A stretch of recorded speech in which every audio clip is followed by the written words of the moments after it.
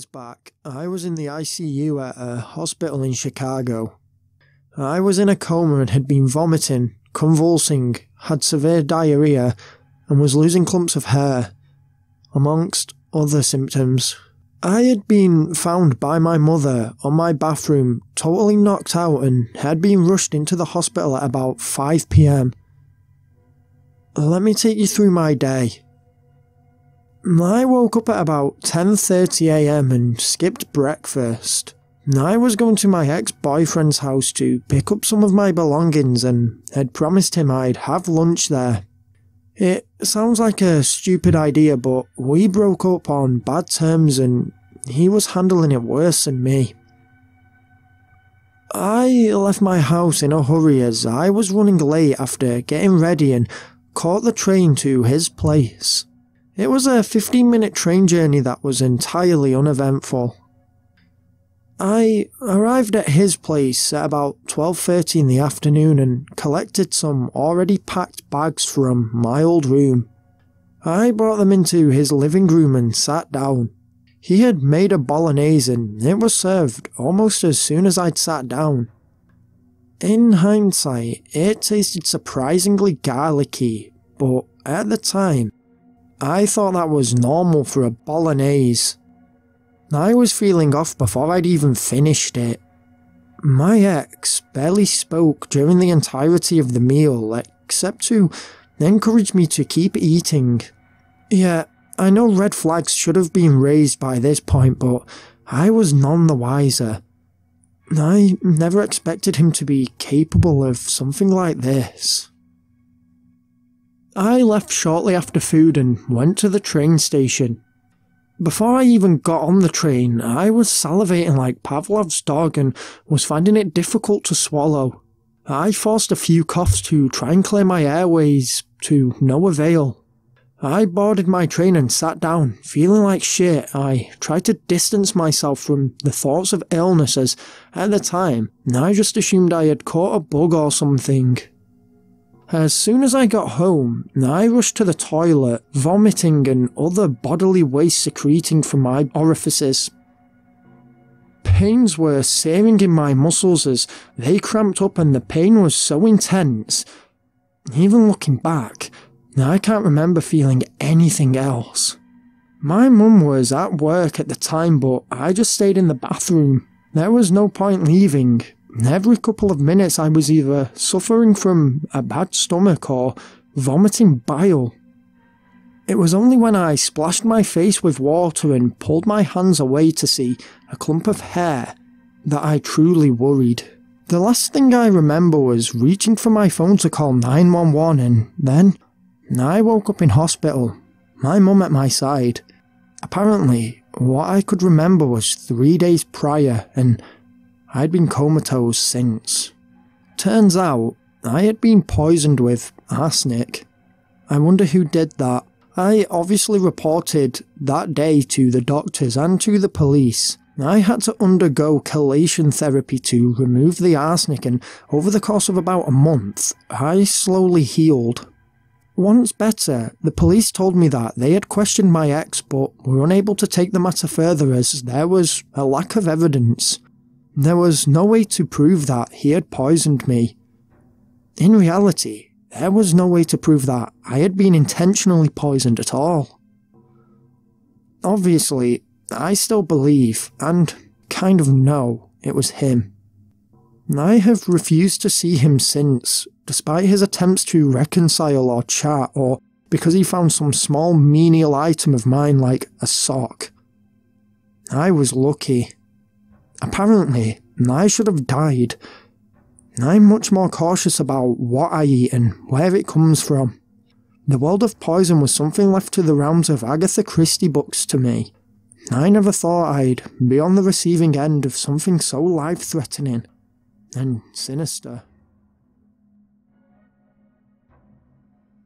The events that I'm about to relay to you happened to me during the summer just gone. In 2017, my mum and dad had gone on holiday to Spain just before the summer holidays kicked in. Because of this, I had to stay behind because I still had 2 exams to sit before summer. I didn't mind. The hot climate of Spain wasn't something I really agreed with, and I was happy to have our house to myself for the next 3 weeks, 2 of which would be after my final exam, so I could really have a chill time. I lived about a 2 hours drive from London in a small town further north. Our street isn't secluded, but it's quiet. A row of 6 detached homes and an empty field for miles opposite. The events that I'm about to share happened on and off for the entire 3 weeks that my parents were away, as if the culprit somehow knew. I'm going to explain everything to you that I can remember. Even the little things that I didn't think about until after the incidents, but that I believe may have had some kind of connection. One of the first things that I remember happening was on the 2nd or 3rd night. I was going to bed after studying at about 2 AM, maybe a bit earlier, and went over to my window to close my curtains. Just by chance, I glanced out of my window and happened upon a man stood in the field opposite my house. He appeared to be looking at me too. I stood for a brief moment watching him before closing the curtains and reasoning that there was a solid explanation for the man being there, despite the time, and despite the fact the field across from me wasn't actually owned by anyone and was currently up for sale. I forgot about the man, focusing more on my upcoming final exam on the Thursday, and went to bed. I never saw the man in the field again, except for about 4 days before my parents were due home. By this point, the other things had been happening that had put me on edge, but again, I happened to glance out of my window in a similar manner to my first encounter with this mysterious gent, when I this time saw a jeep sat in the field with no lights on and, as far as I could tell, the engine dead. I stood looking a bit longer than the last time, trying to suss out what this jeep was doing parked where it was. It was one of those small hatchback jeeps that almost look cute for a car. And I kept looking when all of a sudden the lights burst on, spilling white across the field, and the jeep just drove away. So the things that occurred in between these 2 incidents were a bit more personal. It started around day 5 when I was in bed watching a video on my phone.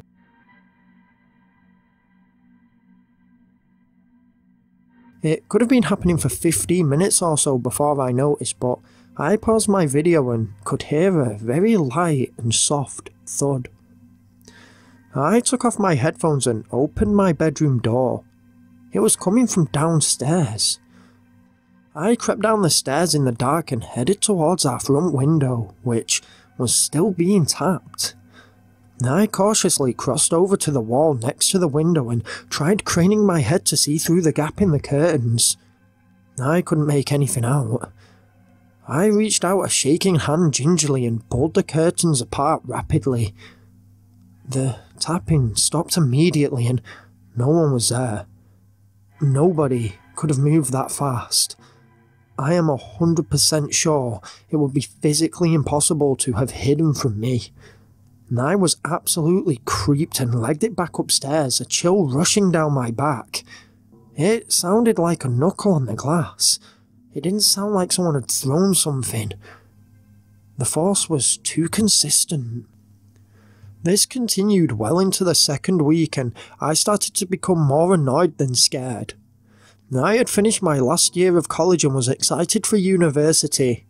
I wanted some time to just chill and relax, and I couldn't because of this phantom tapping.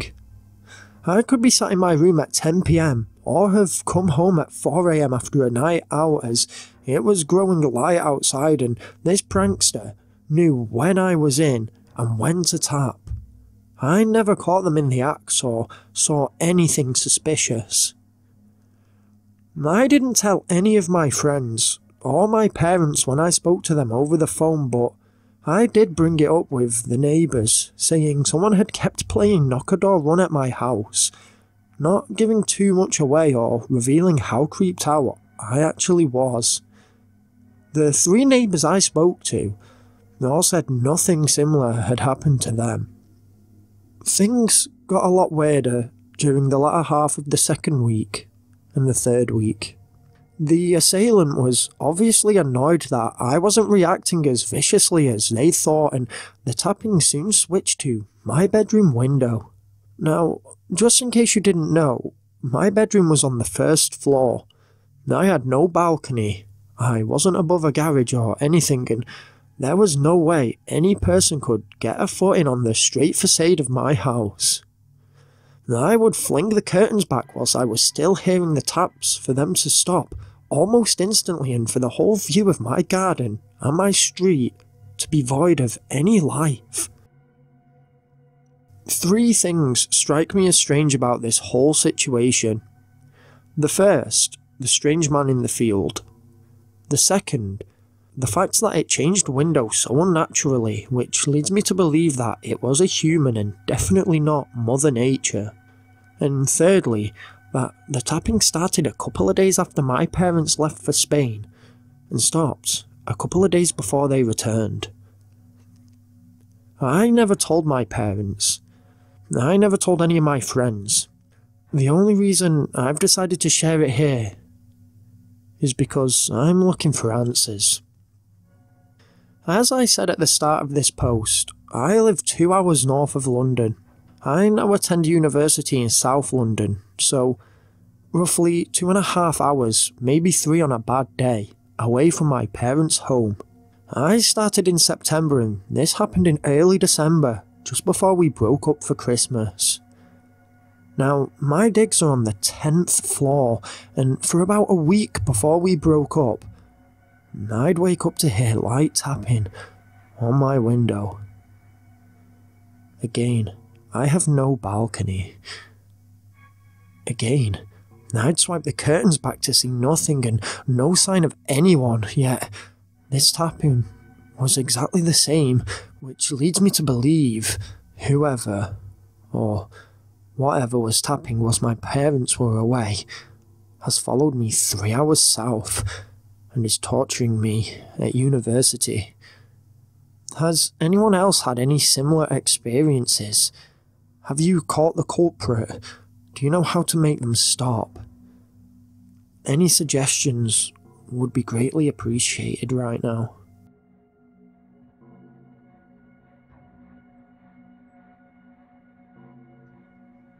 I was living with my dad in 2013 after filing for bankruptcy on a business I had started when I was young. He lived in a small village in England called Hut-on-le-Hole and lived in a lovely, large cottage in the scenic landscape. The village was situated in the North York Moors, a large national park in the UK. One day, it was raining heavily and my dad's dog, Indigo, hadn't been walked all day. At the time, I was looking for jobs after losing my business, so I had some amount of free time. I knew my dad wouldn't want to walk the dog in the downpour, and I thought it was the least I could do. I wrapped up in waterproofs and put the dog on its lead and let it take me out of the house. The wind whipped my face and the rain drenched my body as me and Indigo headed towards a trail. Indigo was unfazed by the chronic weather and was jumping around, wagging his tail and running ahead. I was getting soaked. We were about 3 miles into the trail, which isn't unusual as Indigo was a golden retriever and they have a ton of energy. I was about ready to turn back when I noticed 2 guys stood a bit further ahead on the trail, shouting at my dog who had run ahead. They had 2 bikes next to them and were dressed in only blacks and greys. Indigo was jumping up at them and they were moaning at my dog. I want to point out that I hate irresponsible dog owners and that I'd never let my dog jump up at anyone. I always put him on a lead, but I didn't even notice these guys, and they were complaining that my dog was getting mud on them and getting them wet, even though it was pouring down and these guys were covered in mud from their bike ride. I came over quickly and apologised, leaning down to put the lead on my dog. The two guys started laughing, and at first I thought they may have realised my mistake and were calming down. Then I felt a powerful connection to my chin and I fell back, my dog barking. I was dazed for a moment and came back around. My hearing sounded like I was underwater as I leant up to see these two guys kicking Indigo on the floor. He appeared lifeless and wasn't even whimpering. I got up and croaked, "Hey, leave my dog alone," to the two guys, and one of them made their way towards me. I wasn't even stood up at this point, and the muddy conditions of the trail meant I kept slipping. I panicked and tried crawling away. I felt a heavy foot crushing my ankle. I screamed in agony as the pressure intensified. I looked up and there was the other cyclist. He punched me in my nose. I heard it crack and felt blood rushing out of my nose like warm rainwater. He then started kicking me in the head and ribs, all the while I could hardly move because of his mate standing on my ankle. It felt like hours, but they finally stopped and got on their bikes and rode off. I looked back at them. One of them kicked Indigo's limp body as he went past on his bike. I crawled over to Indigo and cuddled up to him. He was cold. I took off my coat and wrapped him in it. I picked myself up and then I picked him up. I knew my nose and ankle were broken, so the 3-mile trek seemed like a marathon. I arrived back at home and phoned the vets, then an ambulance for myself. The ambulance arrived first and the paramedics told me I had broken my nose, my ankle and 2 ribs. They shone a light in my eyes and said I may also be concussed and that we needed to go to the hospital immediately. I didn't want to because the vets hadn't arrived, and thankfully they arrived moments later, and the next thing I knew, I was in an ambulance.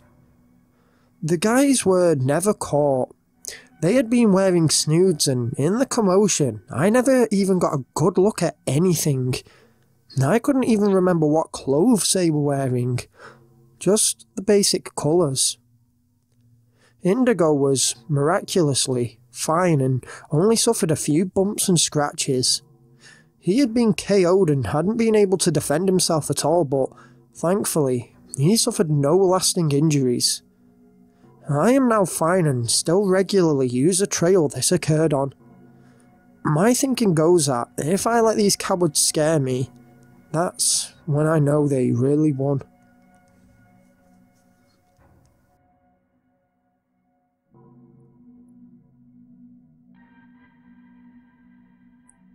I live in a massive city that doesn't have many green spaces. Since January 2015, I'd been jogging every day and had to jog around the concrete structures as there wasn't really any parks or woods nearby. I'm going to be purposefully vague in my descriptions as this case is still open. On February the 7th, 2017, I took my usual jog. Depending on my shift at work, I would either go in the morning or fairly late at night. This time was the latter. It was about 9 PM and I set off from my home to jog the circuit I did most days.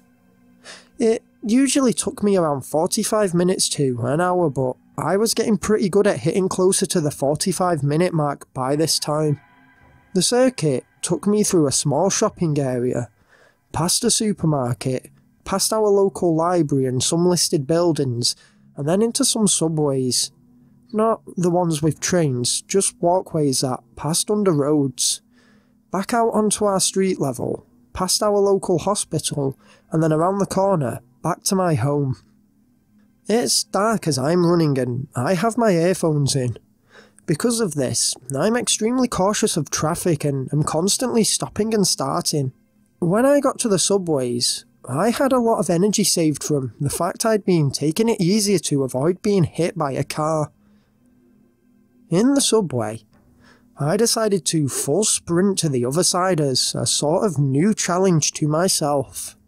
I started picking up the pace when this guy steps out in front of me. I run right into him but grab him so he doesn't fall. He starts shouting at me, so I think he's just having a go for me running into him. I pull out an earphone and he's asking for my phone. Do you think I'm fucking kidding? Hand that shit over now. What? I managed to spit out, confused. Give me your fucking phone. Before I react, he just pulls out a switchblade like it's nothing. I don't even hesitate to hand him my phone. He asks for my earphones and I give him them as well. Give me those shoes as well, he says, pointing his blade at my new running shoes. I had got them 2 days before and they cost a small fortune. I hesitated. Now, he barked. Come on man, it's freezing out. I gotta get home in these. Take off the fucking shoes now. His voice echoed through the underground. I unlaced them and pleaded one more time. Please, I live miles away. He didn't even blink. I fucking told you, he said as he lunged forward and then ran off, leaving me with my shoes. I was confused. What was that all about? I didn't linger on it for long and just assumed he was high. I wanted to get out of there quick and I bent down to tie my shoelaces. A sharp pain rushed through my stomach. I yelled out in pain. I looked down and my whole body ran cold. There was blood coming from my lower right stomach. Lots of it. I suddenly started coughing as if noticing it had somehow triggered side effects. I could taste blood in my mouth. I started walking forward, but the pain was immense on my stomach. I was talking to myself, telling myself I'd make it. A young woman came walking down the subway and I asked for her help. She just ignored me and walked on. I was worrying at this point. My vision was blurry and I was scared the attacker might come back to finish the job. I was rushing to get out of the subway system, but it was no faster than a casual walk. I got out of the subway station and just started shouting at 2 hospital staff I saw smoking outside. I collapsed on the other side of the road and saw one of them running over to me. I passed out after he reached me. It was a week later when I spoke to the police. I described the guy as well as I could, but it wasn't the best description of a criminal. I'm out of hospital now and I still jog, but that wound has left me with less endurance than I once had. The police still get in touch with me, even as recently as New Year, with pictures of new suspects in case I am able to identify him. So far, I haven't been able to. I was born and bred in Colombia and still live there to this day. When I was studying at college, back in 2003, me and a small group of friends decided to go hiking one summer. Now, as I say, I'm a native Colombian, so I'm sorry if my English is incorrect or sometimes a bit uneasy, but here goes. I was born and lived in a city in southeast Colombia called Mitu, but attended university at the capital, Bogota. However, where we decided to go hiking was really northern. I don't want to give the exact location away for fear this may resurface old issues, but it was in the mainland and very northern. So we arrived on the train and had to walk about 9 miles to our hotel. We had booked in for one night and were hoping to make the 30-mile hike in a single day, where we would then reach our second hotel before getting the train back to Bogota. All went smooth and we checked out of the first hotel early on a nice sunny day. It was warm, even for us climatised nationals, but not too warm, and we were sure that some rain would come at some point. We start on the trail, which basically begins as a dirt road and then thins out before entering dense jungle. After that it ascended up and down on a few lush peaks and then back into a trail of long grass and sparse trees. The whole hike went without a hitch at the start. We were completing it in record time and having fun taking in the sights of our beautiful country.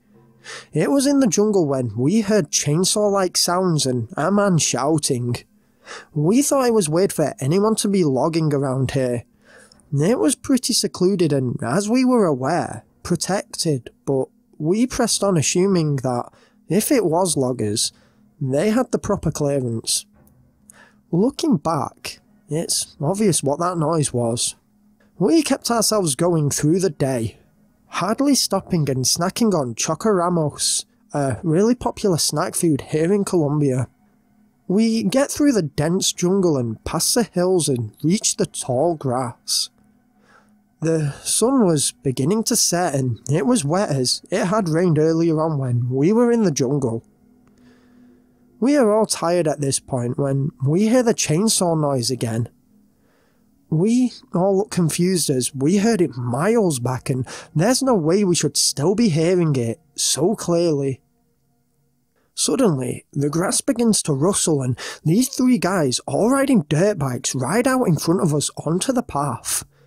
At first, they didn't notice us, but one of them looks back and sees us and his eyes lit up like the cigarette in his mouth. He takes it out and whistles, skids his bike 180 and heads back our way. His two comrades follow him. My stomach hit my arse. I knew they were trouble and they pulled up in front of us, blocking the path in front of us. "What are you boys doing here?" he asked demandingly in Spanish. He had a tight black vest on and cargo shorts with sandals. His two friends wore similar attire. He had dyed blonde hair, spiked up, and tattoos of dragons and symbols on his arms. "Just hiking the trail," I said, trying to keep cool, though I know my fear leaked out. He began eyeing us up. "You all from the south, eh?" he said. Colombians are notoriously good at picking up on accents. I can pinpoint where you are from in seconds.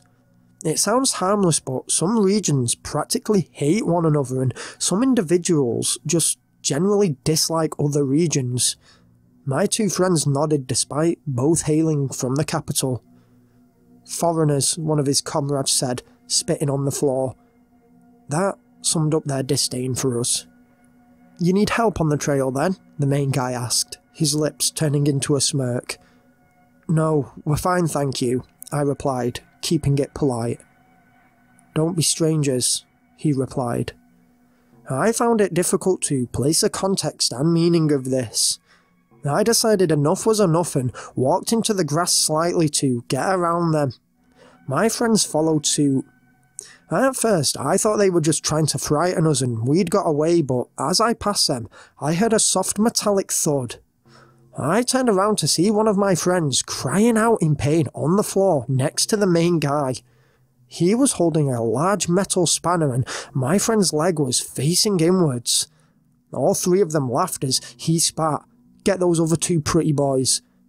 Before I could get away, they had grabbed us and gave us a similar beating. I don't want to go into all the gory details, but they ended up breaking three of my other friend's ribs, as well as puncturing a lung and shattering his jaw. I was lucky. I had no broken bones, but they did pin me down over the back of one of the motorcycles and slashed my neck. They took all our bags and belongings and left us all there to die. I immediately took off my shirt and bound it tightly around my neck, so tight that I couldn't even swallow. Me and my friend with the broken ribs knew we had to help our other friend who actually couldn't walk with his mangled leg. We had about an hour's walk left, which ended up taking over 3 and felt even longer due to the pain and fear of their return. I was dizzily drifting in and out of consciousness, but never gave up. It was as though my legs knew I needed to walk to survive, even when my brain gave up. We made it to the hotel after dark and the staff immediately called an ambulance for us. Thankfully, we all healed without any severe complications and miraculously, my slashed throat was far from fatal. They missed my windpipe and any major arteries by a substantial distance, given the scale of the attack. We reported the attack to the police and, as far as I'm aware, they never caught the guys who attacked us so violently. The attack was disgusting and unprovoked and shows how dangerous human beings can be. Even now, nearly 15 years later, I still have the scar across my neck and my other friends have their own scars, both psychological and physical. This incident was isolated. Colombia is a beautiful country and I recommend you all visit at least once to see the natural beauty of our country and to experience the real hospitality of real Colombians. Despite the scars, the attack hasn't put me off, and although I never went back to that exact trail, I have hiked in that area multiple times since and have only ever met genuinely nice people. It was my first week of university. New city, new friends, and not living with my mum and dad anymore was kind of daunting, so I wasn't settling in very well. I have PTSD. Don't want to get too much into it, but what I will say is I'd been through some pretty fucked up shit as a kid and had spent the past 5 years living with my incredible foster parents. I was living in a dorm with 5 other people. The girls, Becky and Samantha, were really nice. I instantly hit it off with them. There was 3 guys. Finn was your average sporty, good-looking guy, and he knew it. Luke was a really cool, laid-back guy.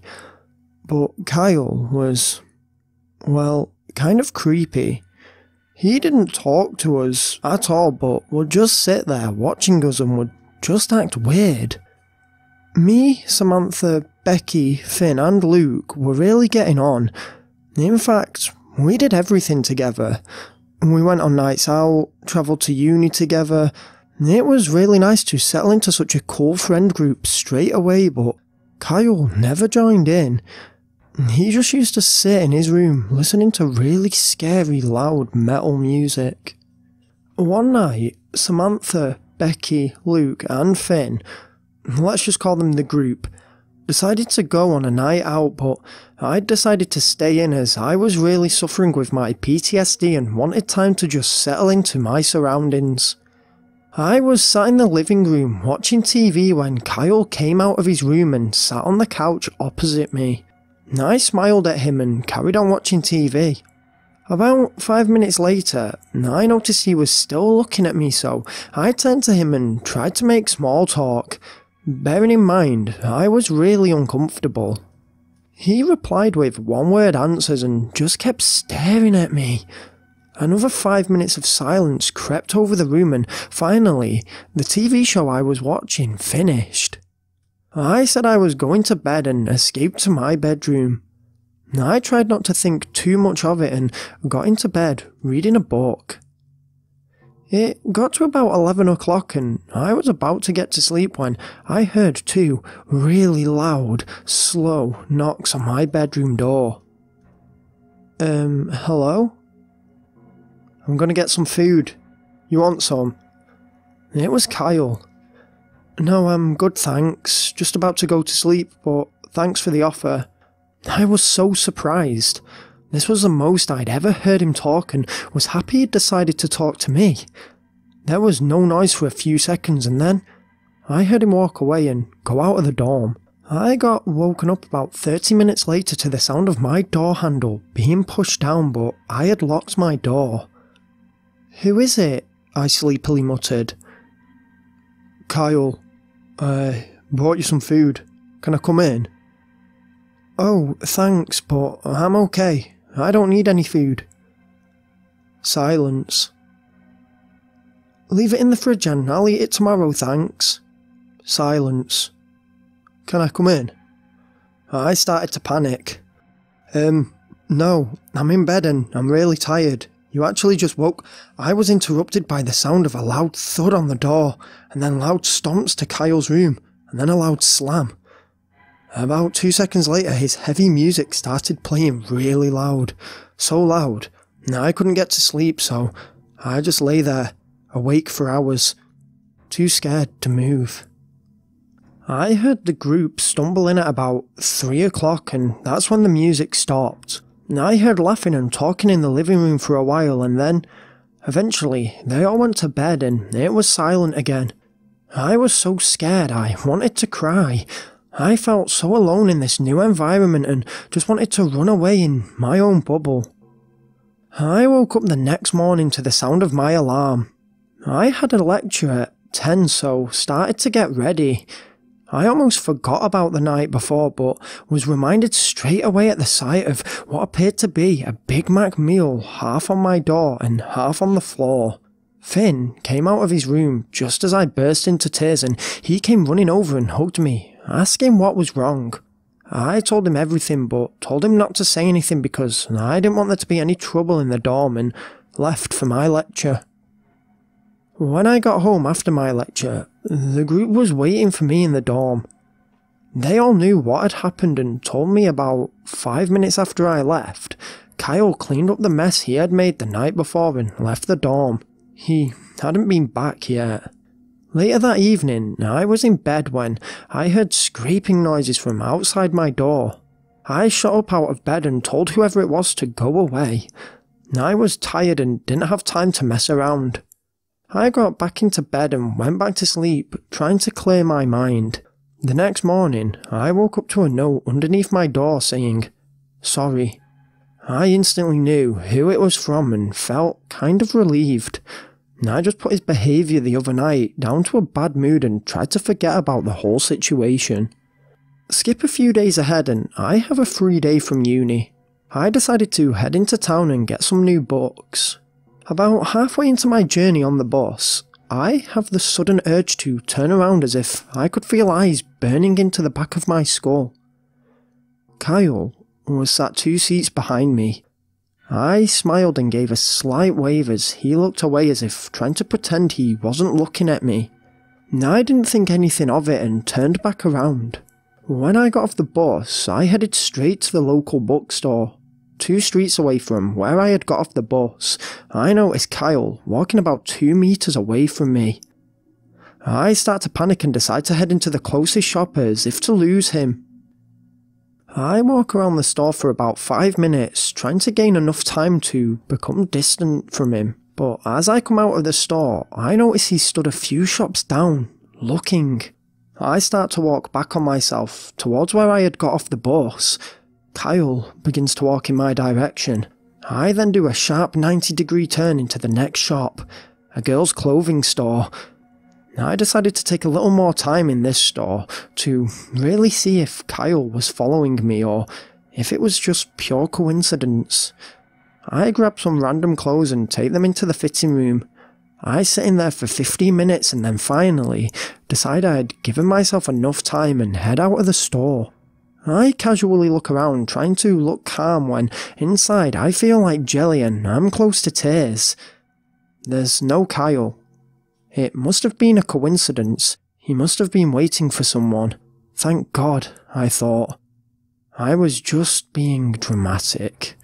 Why would he want to follow me anyway? I'm not interested. I went to the bookstore and spent some time in there finding new books to read. It's about 3:30 at this point and I decide to phone Becky asking if she'd finished uni, if she wanted to meet for dinner.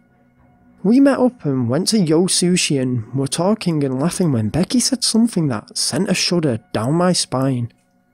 So hey, where did Kyle get off to? What?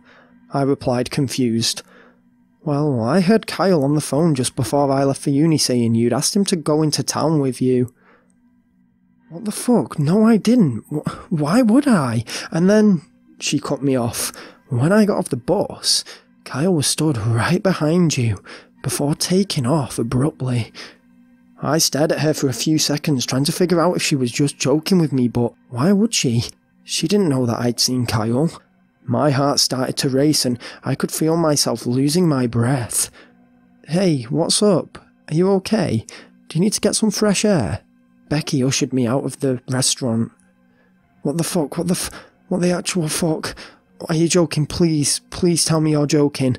I managed to utter out, in between hyperventilating. I then proceeded to tell her how I'd seen Kyle today and how he must have been following me, and Becky's face dropped. She immediately phoned Samantha asking if Kyle was home. He wasn't.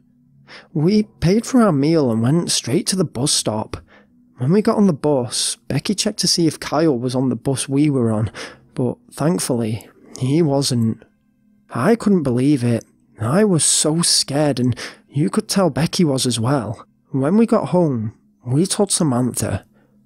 She was horrified and went to phone Luke, but I begged her not to. I didn't want anyone else to know. I went to my bedroom and listened to everyone coming in and out of the dorm. I heard Becky and Samantha talking quietly and I just knew it was about Kyle. I then heard Samantha go out, probably to meet the guy she'd been seeing, and Becky go to her room. I heard Luke and Finn come in laughing with two other guys. They stayed in the living room for about 2 hours before the other guys left, and then Finn and Luke went to their rooms. Samantha came in at about 2 with her boyfriend, and then about 4, I heard Kyle. And just thinking about him being in the same building as me, it made me sick. We hardly ever saw Kyle in the apartment. He came late in the night so no one was awake and left when no one was there to know. I saw Kyle every day, however, following me around university. He even stooped so low as to come into uni when he didn't even have any lectures and sit waiting for me to come out of lectures. I stopped sitting with my friends because he would be there, and I didn't want to tell anyone what was going on because I was so scared that if I brought it up, he would do something to hurt me. I didn't even want to stay at my dorm because I knew that he could be there when no one else was. He knew all my spots and somehow knew where I would be at all times. However, it all changed one day. The day I finally decided to tell someone, and the day that highlighted how fucked up this guy really was. I had a lecture at 3. It was only me and Finn in the dorm, and we had spent all morning talking. I was really starting to like Finn, but couldn't think about it because all that was going on in my head was Kyle. As much as I hated it, all I thought about was where he was. Was he watching me? What did he want? What was he going to do? It was driving me insane and really not helping with my anxiety. I was in a rush, and I didn't realise the time, and when I left, I forgot my bus pass. Finn walked me to the bus stop and then left to go to his friend's dorm. Before I realised I didn't have my bus pass, I was running late as it was and didn't have time to walk to uni, so I ran back to my dorm to get my bus pass. I didn't like going into the apartment alone when no one else was there because I didn't know if Kyle was there and what he would do if I was alone with him. I listened out for a while to see if I could hear anyone before going in, but didn't hear anything. I crept past Kyle's room and still heard nothing. I was glad and started walking towards my room when I noticed the door wasn't locked. I always locked my room. What greeted me when I opened my door, still, to this day, makes me sick. Kyle was sat on my bed, touching himself. I lost it and started freaking out. I threw my bag at him and screamed at him to get out. I ran to the kitchen and grabbed a knife before he ran out and tried to grab me. I aimed the knife at him and was screaming at the top of my lungs. He started crying and told me he loved me and wanted to be with me, and he knew I felt the same. I pushed him away and tried to run past him out of the apartment, but he pushed me so hard, I fell to the floor and smashed my head on the table. I must have gone unconscious as the next image I saw was my dorm neighbours, 3 guys who must have heard me screaming. 2 of the guys were pushing Kyle to the floor. He was screaming and threatening them, but the guys weren't having it. One of them was holding me with something over my head. He was on the phone. When he noticed I was looking at him, he told me he'd phoned the police and an ambulance and they were on their way. He asked what was going on and was asking if I was okay. I couldn't think straight and asked why he had called an ambulance. The guy looked at my head where I had fell onto the table and I noticed blood. A lot of blood. My anxiety started up and I started having a panic attack when Kyle was screaming my name.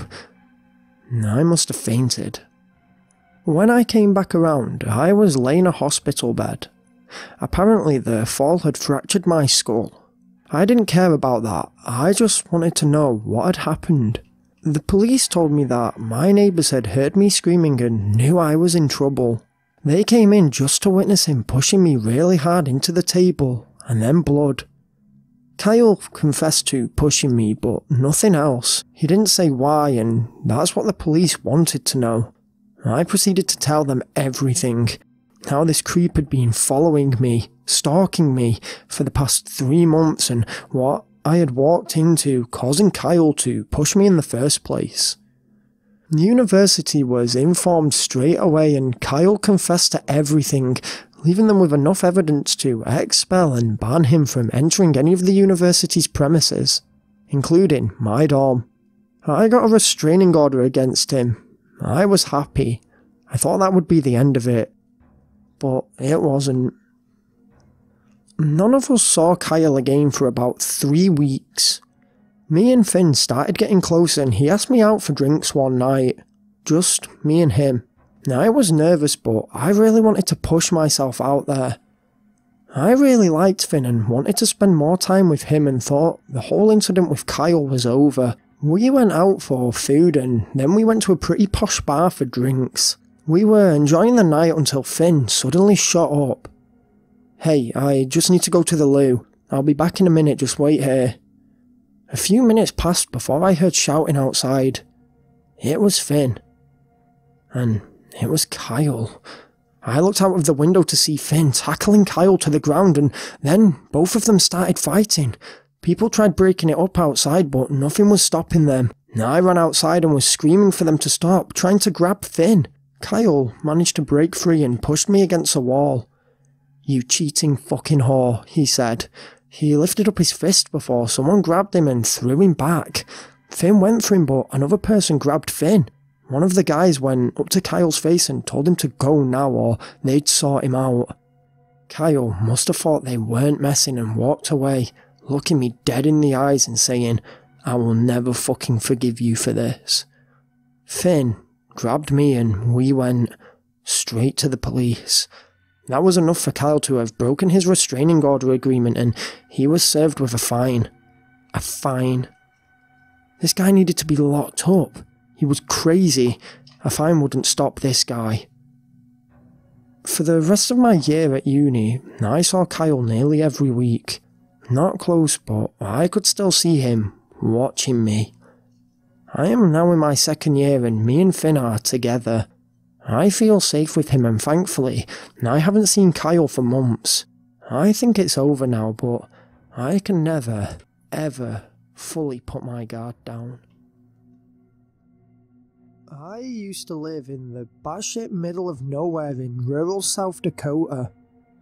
I left for college and haven't returned since. The story I'm about to tell you happened before I left. At the time, I was living with my parents in a small village that was stuck in time. The nearest decent-sized settlement was a fair distance away and a lot of us villagers led secluded lives and very rarely ventured out. When I began to notice the events, I had just learnt to drive and had been handed down my first car, a Ford Pinto. I'm not getting into just how terrible that car was, so let's just leave it before I get super mad. Anyway, like I say, I had just learnt to drive and was 19. I was young and wanted to experience the world and took baby steps by driving out of our village on the weekends. To head to this town, you had to follow a long winding road for about 20 kilometers before you would reach one of the state highways. which would take you onto the town. The drive on the winding road was generally boring. It was just rolling fields of corn or pumpkins scattered with the odd dirt road and derelict barn. Most times, I wouldn't pay attention to any of it and would just focus on the ride, but one week, I was making the journey, and about 2 or 3 kilometres out of our village, I noticed a huge black scarecrow. It was a good 8 feet tall and thick built. Its gown was a full black leather outfit, and the sack that made its head was brown with dirt and age, and it seemed to have horsehair running down from under an old hat to give this crucified monster a set of thick, oil-black hair. I noticed it because on a journey where everything is vanilla, the slightest thing seems to catch your eye. I actually looked at it and thought to myself it was super creepy, but thought nothing of it, as I just assumed one of the farmers had brought it out to scare off the crows that had been damaging his crop. A few weeks passed and the scarecrow seemed to fade into the scene I saw every week. I stopped noticing it and it became part of the crowd, part of the boring, never-changing journey I took on weekends. I was making my ways back from town one night, just before dark as the sun was setting, and I noticed that it had changed position. It was now closer to the road. This made me shudder again, but not in a way I thought anything was amiss, just a creepy vibe I got from the appearance of the scarecrow and how ominous it was that it appeared to be getting closer. Over the next few months, the scarecrow would now move more and more frequently, always moving closer to the road, but also moving left or right without rhyme or reason. I still assumed that this was all normal and that maybe the crows were coming from the direction of the road, which explained the farmer moving it closer. I still carried on, never really giving it a second thought. After all, it was just a scarecrow. Winter rolled in and with it came the dark. The scarecrow continued moving, but it was now late December and crows weren't really a big issue this time of year. Well, not big enough to merit such frequent relocation of a massive heavy scarecrow like that. One night, it was raining, quite heavily for where I lived, and it was dark. I had my high beams on and was nearing the scarecrow field. Looking back, the weather seemed to foreshadow the negative feelings I experienced. As I drove past, I saw the scarecrow. It had moved again and was now right up close to the fence of the field. It was literally about 7 feet away from my vehicle. As I drove towards it, it seemed to blow in the wind and its outstretched arm followed the pace of my car perfectly as I passed, as if it was pointing. The sinister stitching of its face made me shut my eyes, as dangerous as that is, but whilst I went past. As I drove away, I looked in my rearview mirror and it was facing my car. I was thoroughly creeped out enough to bring it up to my dad in conversation when we were out and about, asking if he'd seen the creepy scarecrow. He laughed and replied he'd seen a fair few in his time and asked whereabouts on the road it was. We all know the area like the back of our hand, so as I was explaining, it didn't take long for a look of terror to grow on his face. He told me that he hadn't seen it and that if he went into town, which he never did, he would keep his eyes peeled. That night, he came into my room and told me that something about what I told him today had bothered him. He asked if I was sure the field was where I said it was and asked if I'd actually noticed any crops growing. If I was honest, I wasn't sure. I never paid that much attention to the crops, but I told him I was sure of the field's location. What my dad told me sent deathly chills running through my shuddering body. He told me that the farmer of that field died over 20 years ago, before I was even born, and that his house, which I could never see behind a line of trees, was in a state of disrepair as no one had lived there since. The scarecrow I described matched the one he used back when my father was young. After this talk, I noticed the scarecrow another 4 or so times and also paid attention and noticed that crops weren't growing. Before 1 week, the scarecrow had randomly just disappeared. I told my dad and we did something pretty crazy. We went to investigate the old farmer's property one night. We pulled up outside of the old farmhouse in my dad's pickup and the house, it was a mess. Wood was rotting and broken and trees, weeds and bushes had begun to reclaim the structure. We stuck together as I was too frightened to split up and covered the whole of his land in just under 2 hours. We never found the scarecrow. I know it could have been a prank, but my village doesn't have many younger people. I know this as I am one, and most people, elders or youngsters, very rarely get out to where that farm was. It still freaks me out thinking about the scarecrow to this day. Who or what was moving it? Was it possessed? Was it the ghost of the dead man? Or was it just a prank? And where did it suddenly disappear to? It was huge, and even if kids had been moving it, they couldn't move it far.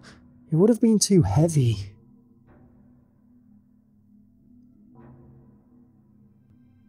I didn't remember this until just recently, after seeing the location in question in the background of an old family photograph. My great-grandparents, on my father's side, used to live in farm country. It was super quiet and, for a kid my age, super boring.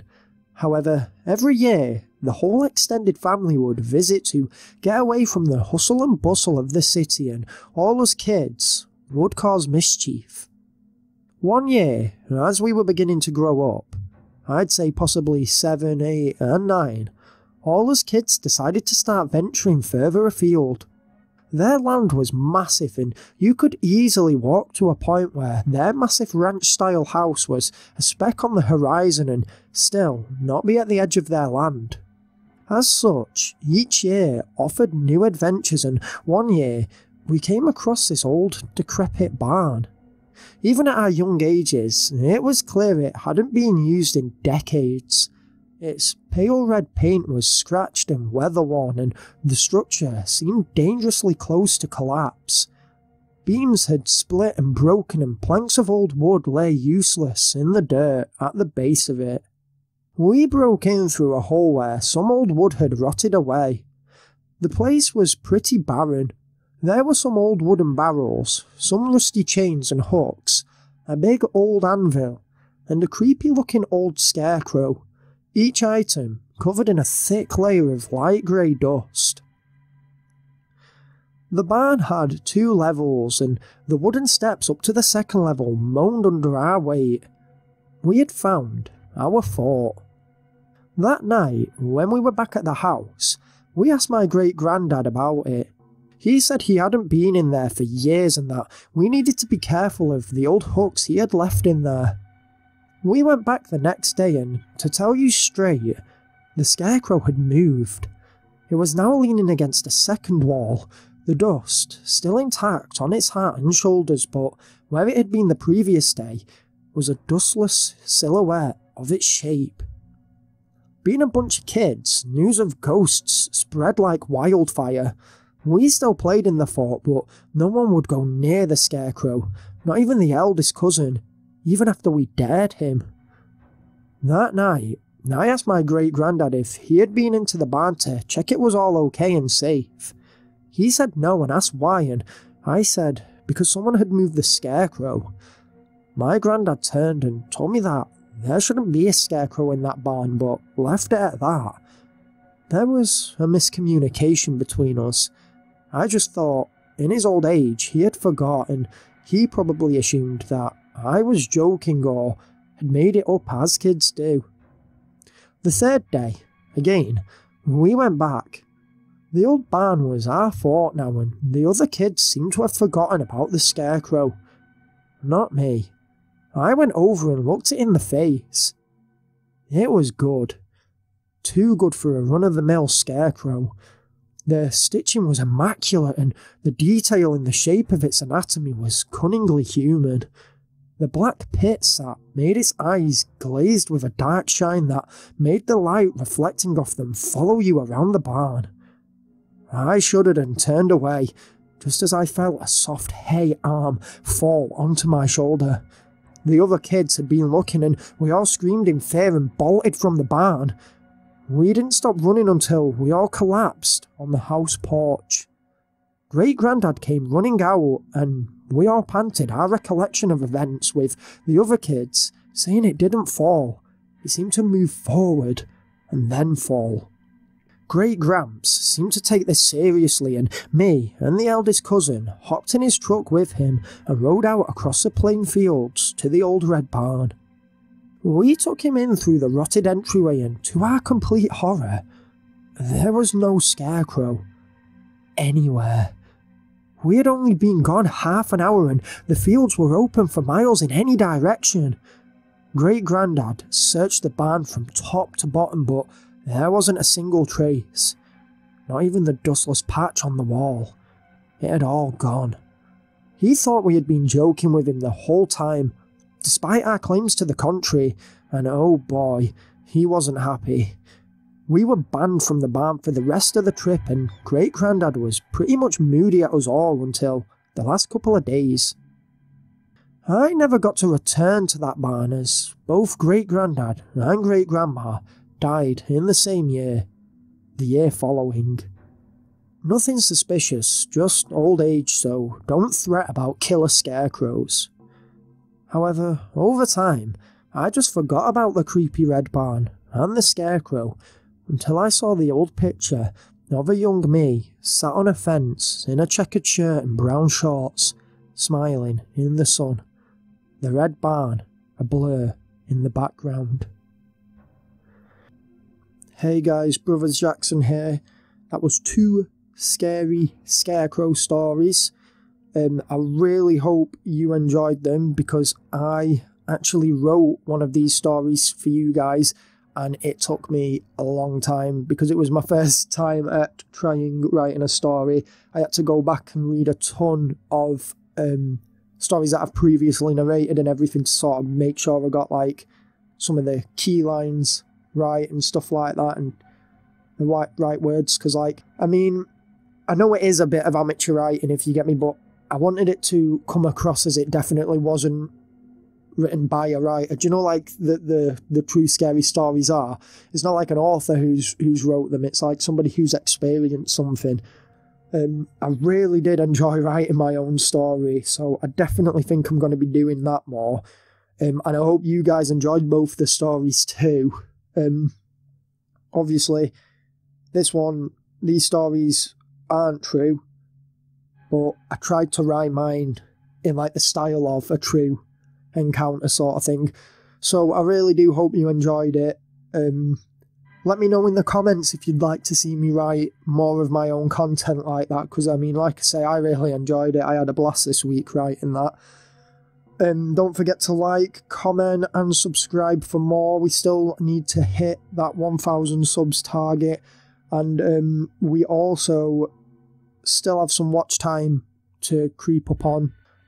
A few other things. You might see some changes coming to the channel. Hopefully I'm going to be working on a new banner. I've got a week off coming up soon, and I'll start working on a new banner. I've changed the layout of my channel homepage now, so like season 2 playlist is there, and the uploads, popular uploads, stuff like that. I've jigged that about.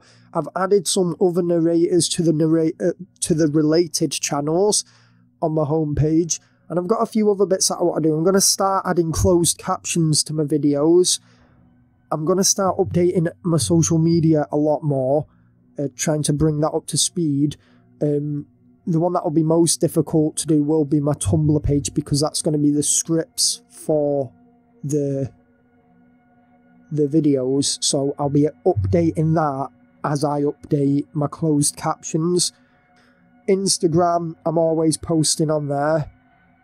Go follow me on Instagram. I've got no issues with that. I'm always on there. Facebook, I'm going to be catching up on.